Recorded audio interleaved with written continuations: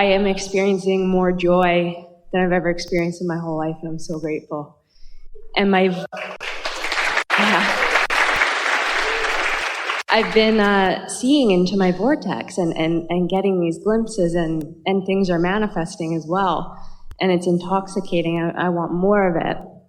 And my question is... We like it when you are paying attention to your vibration enough that you know that you're in vibrational proximity to what's in the vortex, so that you can have those glimpses, because that's extra satisfying, isn't it?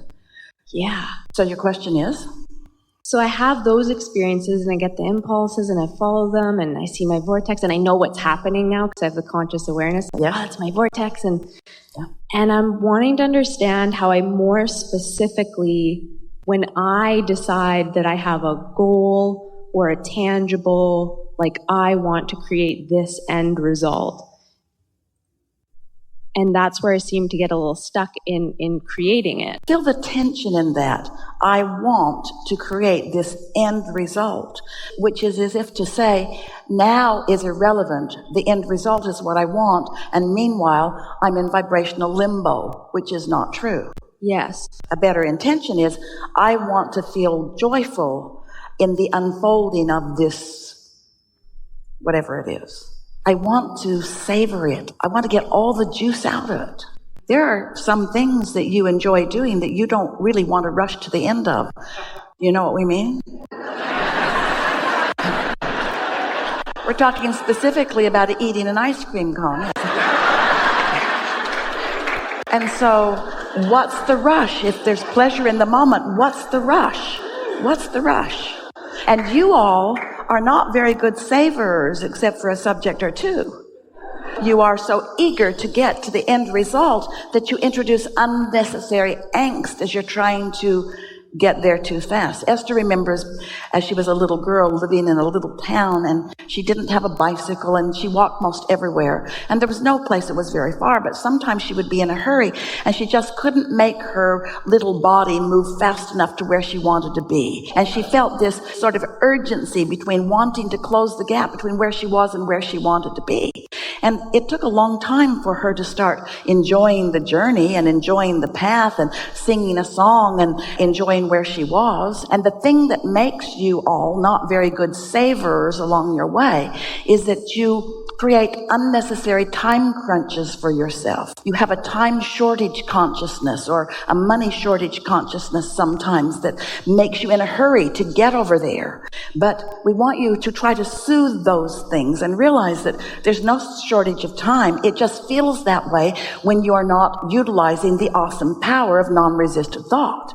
There's such leverage in alignment and such lack of leverage in lack of alignment, and you all get impatient because you're in lack of alignment and trying to use your action to fix what can only be fixed through alignment.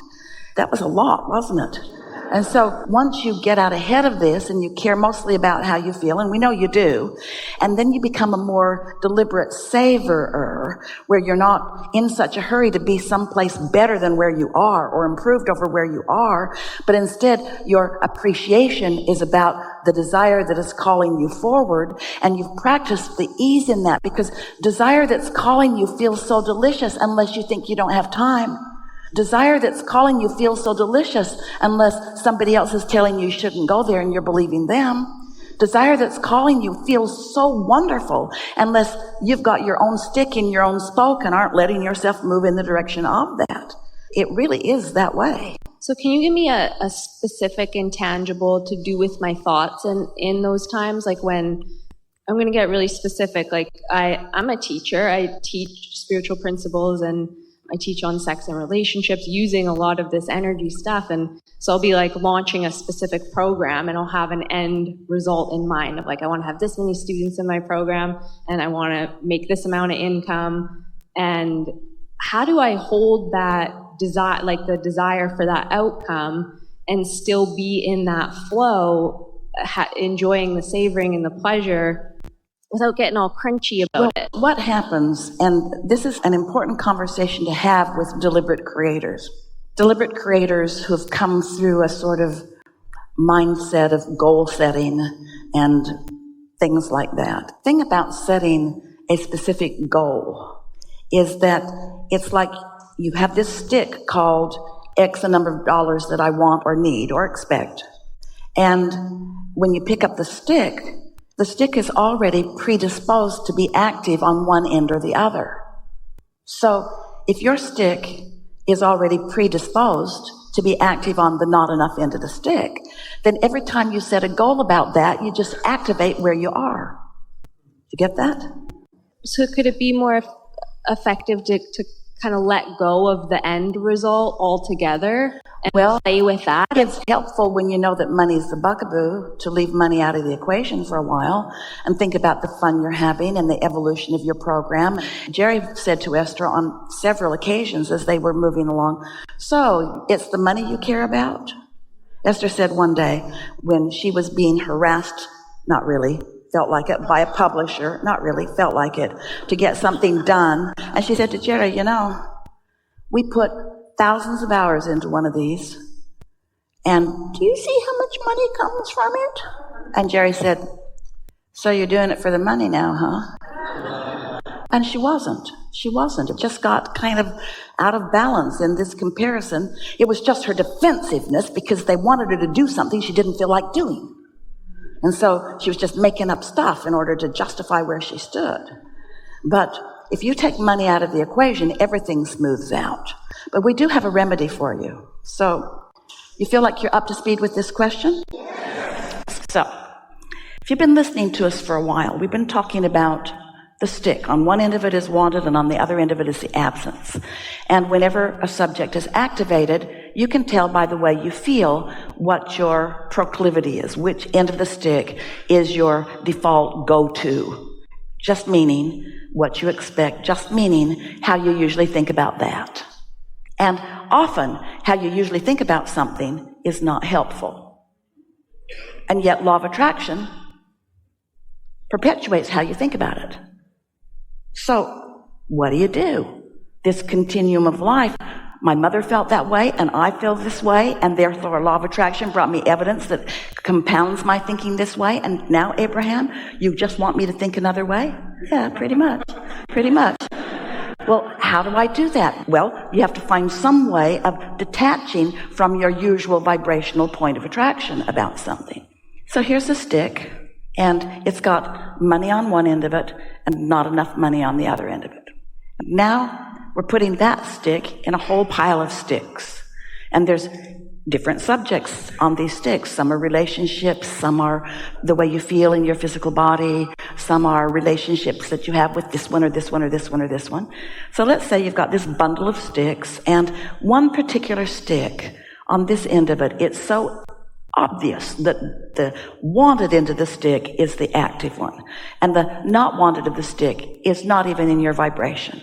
So you could focus on that stick often, so that stick's the reason that you set your vibrational tone, and then all your sticks could be improved. That's what we mean by taking money out of the equation. Focused upon your help to mankind. Focus upon the thrill you have when a new idea occurs to you and you see that it comes across in a meaningful way and somebody gets something that they hadn't gotten before.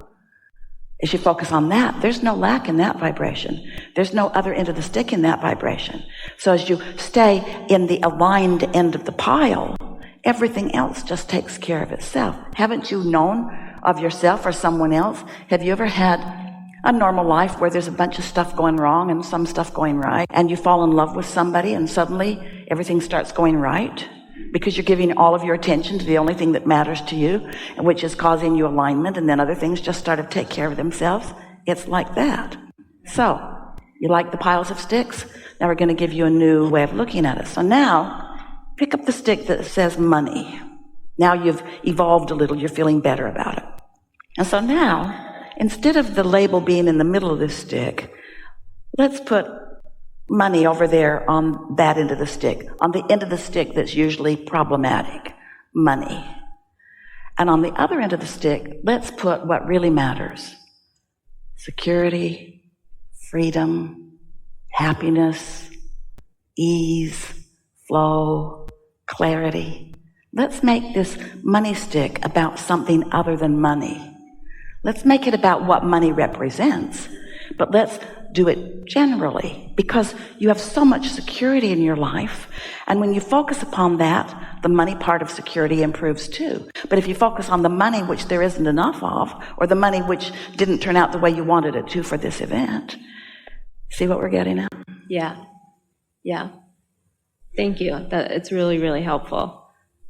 And I realized that I used to think like that before humans conditioned a lot. When I used to kind of operate intuitively in that way before I was so humanized. Before you got humanized, or before you became socialized, before it became so important to you, you're born sort of selfish, and then you're taught that you should really care about other people. And we're not teaching you not to care about other people. We're just asking you to care about your connection before you even consider other people. Because if you don't take time to care about your connection, you don't have anything to give them anyway.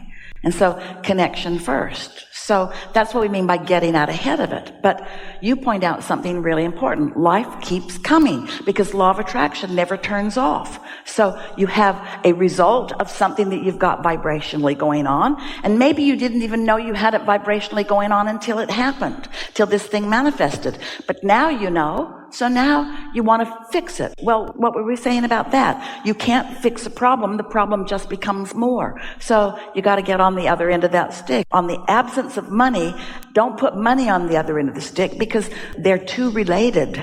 And when you think you're thinking about money, you're thinking about not enough money. It's just the way it goes. When you think you're thinking about a relationship, but what you're really thinking about is the relationship you don't have yet.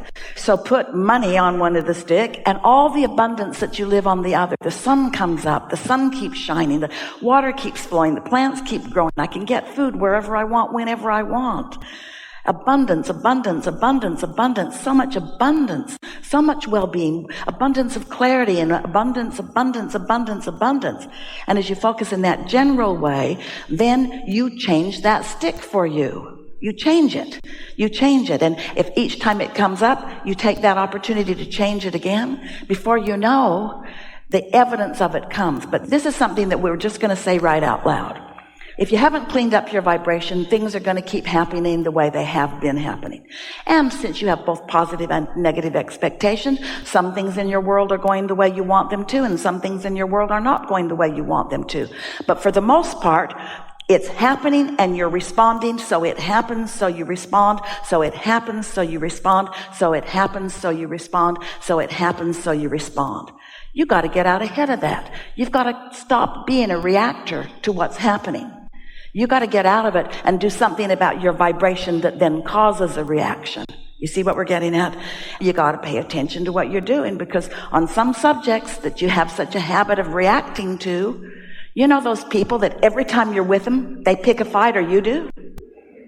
It's just always the way that it goes. You know, walking in, that's what's going to happen, because that's always what happens. You could get out ahead of that. You could activate within yourself things that aren't easy to find in them. You could activate in yourself things that you love about them that they don't often demonstrate. You could change. You could get out ahead of that. You can get out ahead of everything. And what do we mean by get out ahead of it? Join your inner being in what your inner being knows about specifically that.